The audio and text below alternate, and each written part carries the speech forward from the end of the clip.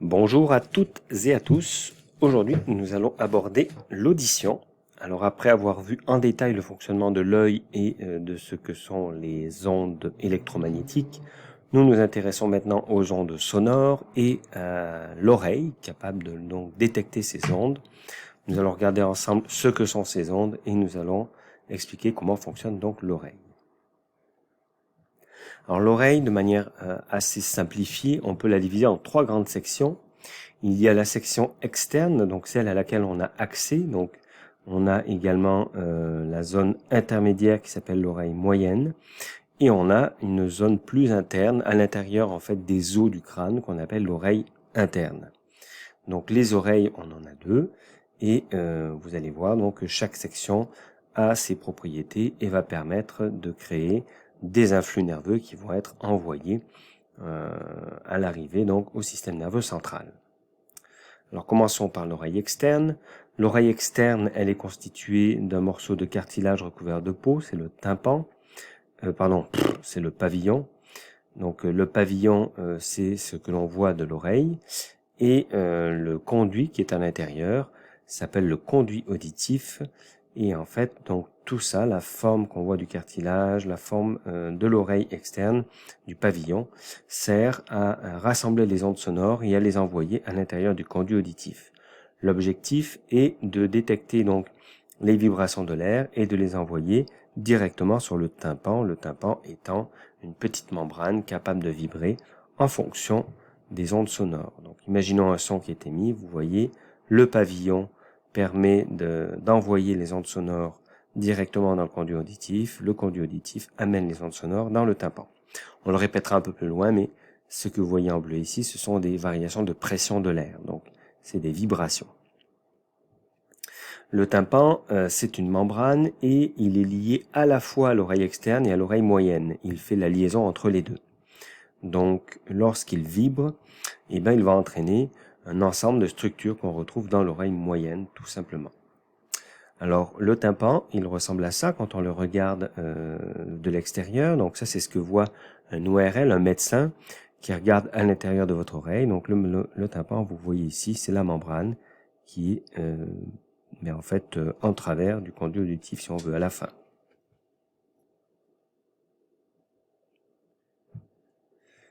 L'oreille moyenne, c'est la suite logique de l'oreille externe. On part du tympan qui vibre, comme on l'a vu sous l'effet des ondes sonores. Alors en vibrant, il va entraîner plusieurs petits os. On appelle ça les osselets, ça veut dire les petits os.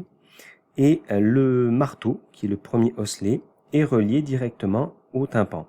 Donc à chaque fois que le tympan vibre, le marteau va vibrer également. Donc vous voyez, le marteau, il est lié par des petits ligaments à l'intérieur de l'oreille moyenne. Et il y a également deux autres os qui sont liés. C'est l'enclume que vous voyez en arrière ici et l'étrier. Donc chaque vibration du tympan va entraîner des mouvements de ces trois petits osselets. Alors l'oreille moyenne fonctionne dans l'air. Donc il faut qu'il y ait de l'air qui rentre, mais le tympan étant une membrane étanche, eh bien l'air va rentrer par un conduit particulier qui s'appelle la trompe d'Eustache et qui est lié à l'intérieur de notre, juste au bas de nos fosses nasales. Donc il y a un lien entre le nez et l'intérieur des oreilles moyennes pour qu'il y ait de l'air en permanence qui circule à l'intérieur. Donc voici à quoi ressemblent les trois osselets vus de l'autre côté finalement. On voit ici l'étrier, on voit ici très bien l'enclume et on voit le marteau. Lorsque les ondes sonores font vibrer le tympan, les trois osselets vibrent et l'idée c'est de faire avancer et reculer l'étrier.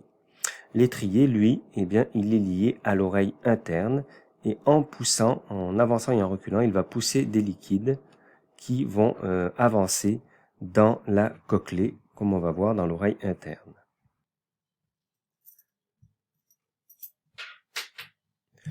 On passera rapidement sur l'otite, qui est une inflammation de l'oreille. Alors c'est soit de l'oreille externe, soit de l'oreille moyenne.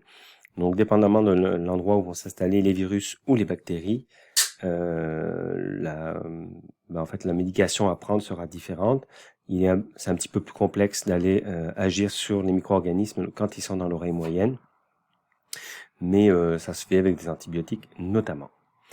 Alors, on va quand même prendre une image pour bien visualiser où se trouve la trompe d'Eustache. Donc, à l'arrière des fosses nasales ici, on voit que ça remonte jusqu'à l'oreille moyenne. Donc, comme vous le savez, si vous avez déjà fait notamment de la plongée ou en avion aussi, on utilise la trompe d'Eustache pour équilibrer l'air à l'intérieur donc de l'oreille moyenne. Donc, on y a accès. Alors, il y a une technique, en se bouchant les narines, on peut souffler pour essayer de pousser l'air à l'intérieur de la trompe d'Eustache pour qu'on puisse équilibrer le tympan. Souvent, la douleur qui est due, qu'on ressent en plongée ou quand l'avion décolle ou atterrit, c'est quand la membrane, quand le tympan se déforme, parce que l'air à l'intérieur de l'oreille moyenne n'est pas à la même pression que l'air dans l'oreille externe. Donc, en soufflant, en faisant des techniques ou en mâchant de la gomme ou en bâillant, on a des techniques pour essayer de rééquilibrer la pression des deux côtés du tympan. Alors ça nous amène à l'oreille interne.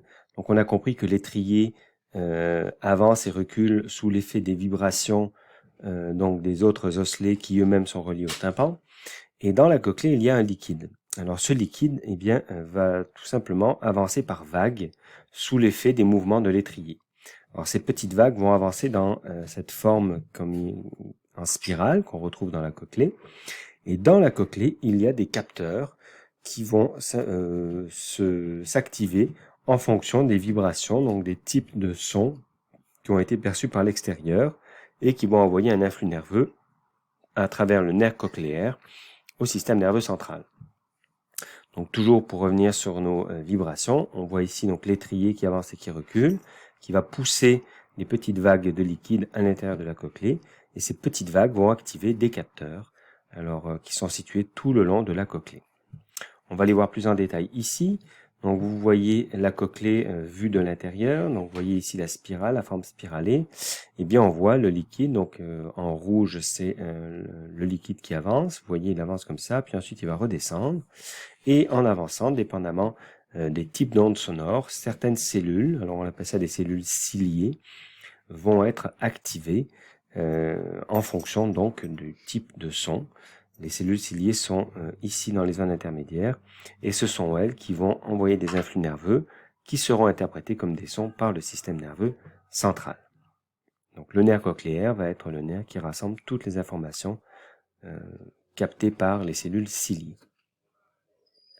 On parlera rapidement des acouphènes qui sont des sons que l'on détecte plus ou moins en permanence, donc qui sont souvent liés à soit des cellules ciliées qui fonctionnent mal ou à des causes inconnues, mais qui vont entraîner donc un inconfort qui peut être assez désagréable, donc de sons perçus en permanence à l'intérieur de l'oreille interne. Alors l'oreille est associée à un autre sens, donc dans l'oreille interne il y a d'autres structures qui vont permettre notamment le sens de l'équilibre. Donc pour le sens de l'équilibre, vous voyez on a la cochlée qui est ici et juste de l'autre côté on a ces structures qu'on appelle des canaux semi-circulaires. Donc vous voyez il y en a 3 et chacun étant une des dimensions des 3 dimensions spatiales. Et à l'intérieur de ces canaux semi-circulaires il y a également des liquides qui vont se déplacer. Et en fonction du mouvement qu'ils vont réaliser, des capteurs à l'intérieur vont être capables de déterminer dans quelle position est notre tête dans les 3 dimensions. Donc si on penche la tête sur le côté, vers l'avant, si on avance ou si on recule, eh bien les petites vagues de liquide à l'intérieur vont se déplacer. Et c'est comme ça que notre cerveau va déterminer quelle est notre position, quelle est notamment notre vitesse de déplacement, notre accélération. Donc tout ça va être détecté dans ces 3 petits canaux semi-circulaires qui veut dire évidemment en demi-cercle. Toutes les informations captées par les canaux semi-circulaires sont rassemblées dans le vestibule que vous voyez ici. Et dans le vestibule, on envoie toutes les informations sous forme d'influx nerveux dans le nerf vestibulaire qui va lui être connecté au système nerveux central pour qu'il analyse toutes ces informations et se donne une représentation générale de la position de la tête dans l'espace. Vous voyez ici les informations qui ont été captées par les canaux semi-circulaires et les influx nerveux qui sont envoyés dans le nerf vestibulaire. Alors maintenant, on va essayer de s'intéresser plus en détail à ce qu'est une onde sonore, un bruit, un son. Alors un son, déjà, contrairement à de la lumière, ça voyage beaucoup moins vite. Donc les ondes électromagnétiques voyagent à peu près à 300 000 km par seconde, alors que les ondes sonores voyagent à 300 mètres par seconde, en moyenne. Ensuite, et c'est très important, les ondes sonores sont des vibrations de matière. C'est de la matière qui vibre, qui avance et qui recule. Contrairement aux ondes électromagnétiques qui sont des ondes d'énergie. Donc ce n'est pas de la matière. Les ondes électromagnétiques voyagent dans l'espace, dans le vide. Pas les ondes sonores, il n'y a pas de son dans l'espace, ça prend de la matière pour vibrer. Alors, lorsque un objet qui fait du son vibre, en réalité, ce que vous voyez à l'écran ici, c'est les petites molécules d'air. Donc vous voyez ici un haut-parleur qui va bouger, donc vibrer, et en vibrant, il va pousser des molécules d'air. Donc quand il avance, toutes les molécules d'air se retrouvent ensemble, comprimées. Quand il recule, les molécules d'air sont plus séparées. Alors ce que vous voyez à l'écran ici, ce sont les molécules d'air. Au fur et à mesure que le haut-parleur avance et recule, on voit qu'il y a des zones où il y a plus de molécules d'air et des zones où il y en a moins. Alors ça crée des zones de haute pression et de basse pression. On peut représenter donc ces zones de haute pression et de basse pression, je parle de pression d'air, par des vagues. Donc on va simplement indiquer qu'à un endroit il y a une plus haute pression, c'est le haut de la vague, et l'endroit où la pression est plus faible, c'est le bas de la vague. Notre tympan, lui, va vibrer en fonction de la pression. Donc quand il y a beaucoup de molécules d'air qui arrivent d'un coup, ça le pousse. Quand il y en a beaucoup moins, eh bien, il reprend sa position initiale. Et donc c'est comme ça qu'il avance et qu'il recule. Mais ce qui nous intéresse en haut, c'est la façon dont on représente une onde sonore. On reconnaît exactement le même type de dessin qu'on utilisait pour les ondes électromagnétiques. Alors ça va être très pratique pour les décrire. Alors même s'il ne s'agit pas du tout du même phénomène, on va pouvoir utiliser le même modèle avec ces vagues. Vous reconnaissez donc ces vagues. Et on va même utiliser une certaine partie du vocabulaire de manière identique. Donc pour les ondes sonores, on utilise également le concept de fréquence, comme on l'utilisait avec les ondes électromagnétiques. Mais cette fois-ci, on va se rappeler donc que ce sont les zones de haute pression d'air. Mais après, la définition est la même. Le nombre de vagues de haute pression qui vont passer en une seconde, c'est ce qu'on va appeler les hertz. Donc, je vous rappelle que les hertz, ce sont des événements par seconde. Donc si une fréquence sonore est à 2 hertz, ça veut dire qu'il y a 2 vagues de haute pression qui passent en une seconde. À 4 hertz, 4 vagues de haute pression, et ainsi de suite. Donc ce que vous voyez ici, ce sont différentes ondes sonores. Et ce qui est intéressant, c'est que on associe, notre système nerveux central associe des ondes à haute fréquence à des sons aigus, et des zones de basse fréquence à des sons graves. Donc plus la fréquence est élevée, plus le son est aigu, plus la fréquence est basse et plus le son est grave.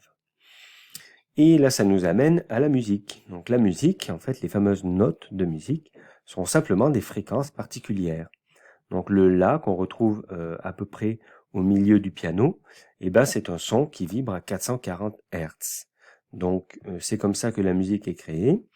On part d'une note, donc le La habituellement à 440, et ensuite on va doubler la valeur de la fréquence, donc on va passer de 440 à 880, et on va se retrouver sur un autre La. Donc en fait, tous les La sont des multiples de 440, ou des sous-multiples de 440 si on descend. Donc j'ai 440, 880, c'est un autre La. Si je fais 880 et je multiplie par 2 encore, je vais me retrouver à un autre La. Si je divise par 2, je me retrouve à un autre La. Bref, c'est comme ça qu'on va avoir les différents sons. Comme pour les ondes lumineuses, les ondes électromagnétiques, on peut modifier l'intensité du son en modifiant l'amplitude des vagues. Donc toujours avec le même son, donc le même La par exemple, à 440, on peut avoir un La plus ou moins fort, et c'est l'amplitude sonore, donc c'est la pression qui va être plus forte, mais le nombre de vagues qui passent par seconde reste le même, donc on aura le même son, mais plus intense, à chaque fois qu'on va augmenter l'amplitude de notre onde sonore. Alors, dans le monde du son, on a une échelle particulière d'intensité sonore qui s'appelle le décibel, représenté par le D minuscule et le B majuscule, et c'est une échelle où chaque addition de 10 est en fait une multiplication par 10 de l'intensité sonore. Par exemple, si on a un son à 80 décibels et un autre son à 110 décibels, le son à 110 décibels, il est 1000 fois plus fort que le son à 80, puisqu'on a additionné 3 fois 10 pour passer de 80 à 110, eh bien en réalité c'est 10 fois 10 fois 10.